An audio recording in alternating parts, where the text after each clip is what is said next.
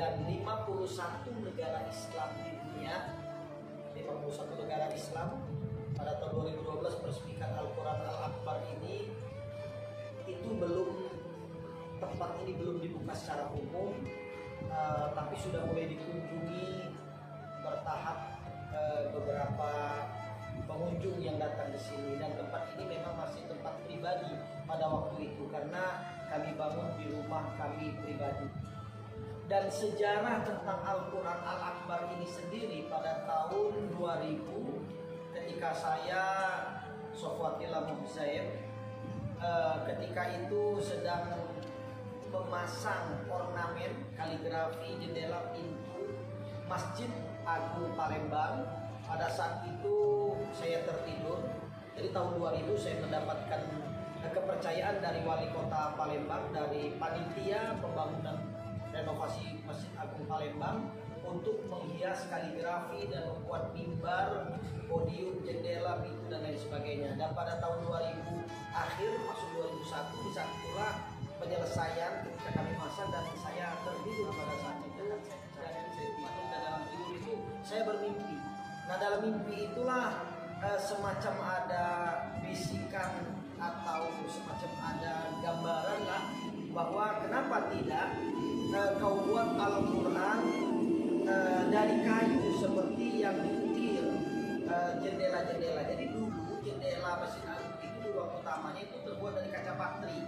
Lalu seiring dengan zaman pecah atau hancur, dirubah, dibikin dari kayu atas inisiatif Gubernur Roshihan Arsyad pada waktu itu sebagai panitia pembangunan Masjid Agung Palembang. Nah, lalu harusnya itu bunga-bunga. Saya usulkan kepada Pak Gubernur agar kenapa tidak kaligrafi saja, sehingga ketika orang duduk sambil menunggu waktu sholat iqomah bisa sambil dibaca. Makanya ada tulisan Astagfirullahaladzim dan lain-lain. Nah, disitulah saya mendapatkan ide gimana kalau saya ukir Al-Qurannya seperti ukiran jendela tersebut. Nah begitu. Lalu saya bangun, saya sholat tahajud dan langsung pulang ke rumah. Dalam keadaan berwudu, saya ambil kertas, saya tulis basmalah, Bismillahirrahmanirrahim, lalu Al-Fatihah. Dan saya, karena pada saat itu memang tidak ada persiapan, saya ambil kertas karton. Kebetulan abah saya jualan kertas karton di warungnya. Saya ambil beberapa lembar, 6 lembar, saya gabung jadi satu. Lalu saya buat Bismillah. Nah, besoknya saya panggil tukang kayu yang masih bekerja dengan kami karena kaligrafi Masjid Agung belum selesai pada saat itu. Lalu dibentuklah papan seukuran papan yang ada. Jadi kita ukurannya tidak menentukan dari mana-mana. Papannya ada, pemanfaatkannya ada. 2 meter ukuran papan waktu itu. Jadi 2 meter kali 25 digabung-gabung jadilah kepingan. Lalu ditempellah kertas yang saya tulis. Lalu saya panggil tukang ukir untuk dipahat. Nah bedanya dengan yang di Masjid Agung, kalau Masjid Agung pelawang atau tembus. Nah, tapi kalau itu tidak, karena harus bolak-balik. Sebelahnya adalah surat Al-Baqarah dan seterusnya. Nah, pada saat itulah setelah selesai lebih kurang 1 bulan mengerjakan kaligrafi 1 lembar bolak-balik itu 1 bulan setelah diukir dan di finishing. Lalu saya hitung, ternyata lumayan besar duitnya. 1 lembar itu perlu dana 4 juta rupiah dari beli kayunya, kayu tembesu, bukan trembesi ya. Ini banyak di media muncul trembesi, salah. Tembesu. Tembesu itu adalah kayu nomor 1 di Sumatera, khususnya Sumatera bagian selatan. Nah, lalu beli kayu dan sebagainya sampai upah tukang ukir dan sebagainya 4 juta rupiah. Saya hitung berapa untuk 30 juz perlu 30 juz, berarti perlu 316 keping. Karena kita sama persis dengan Al-Quran, Mushaf Al-Quran yang terbitan dari Kementerian Agama maupun dari Arab Saudi.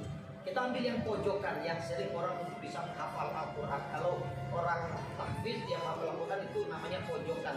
Jadi dari ayat awal sampai ujung-ujungnya pas 10 baris. 10 baris. Nah, setelah saya hitung biayanya 1,2 miliar rupiah. Subhanallah, ini saya kaget. Kenapa? Jangankan 1 miliar, 100 juta saja saya nggak punya uang pada waktu itu. Karena saya masih guru ngaji, naik sepeda dan baru saja kredit motor waktu itu, dari rumah ke rumah di komplek Poligon, dan juga buat kaligrafi kalau ada yang order. Kebetulan ada order di Masjid Agung, dan order di Masjid Agung ini juga bukan order proyek besar, karena pada waktu itu petugas yang ditugaskan oleh Wali Kota Pak Haji Husni, itu Pak Edi Santana, memberi kabar kepada kami bahwa anggarannya sangat minim. Jadi hanya berapa 120 juta atau 80 juta, 90 juta waktu itu untuk semua kaligrafi, mimbar dan sebagainya.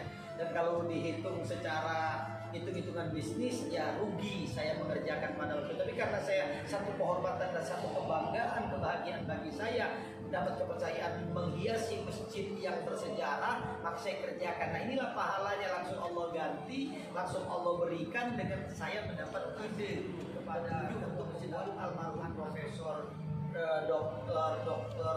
Haji Usman Said, Ustaz Usman Said almarhum, dan juga Dr. Anas Haji Jalaluddin almarhum. Dan saya tanya dengan pengurus Masjid Agung tentang pembuatan ini. Beliau sangat mensupport sekali. Oh, ini bagus, luar biasa. Tapi begitu ditanya gimana masalah dana, wah kita nggak tahu juga. Kalau sudah dana kita cari lah di mana itu. Bapak Haji Marzuki Ali, Direktur Komersial Semen PT Semen Batu Raja, bersama Ibu Haji Asmawati. Nah, di sanalah ketika saya dikenalkan bahwa saya mengajukan mau membuat kaligrafi ini, meminta bantuan beliau untuk mencari donatur-donaturnya. Kenapa? Seperti para ulama bilang, kiai-kiai bilang, guru-guru saya bilang, ya nggak mungkin seorang sofatila wafat yang ustadz kampung itu nggak ada yang kenal pejabat atau lagi orang kaya mau cari dana 1,2 miliar. Maka minta tolonglah dengan beliau, karena Pak Marzuki ini sering di Masjid Agung dan memang sering mengadakan kegiatan keagamaan dan sosial di Palembang ini. Paling suka dengan kegiatan-kegiatan seperti ini. Maka saya mendapat rekomendasi itu, saya temui Pak Marzuki. Alhamdulillah, singkat cerita Pak Marzuki beserta istrinya Ibu Haji Asmawati menyambut baik ini, dan langsung beliau menghubungi beberapa rekan-rekan teman-temannya. Nah, termasuk salah satu yang dihubungi beliau adalah Direktur Utama PT Semen Batu Raja, Bapak Haji Hamid.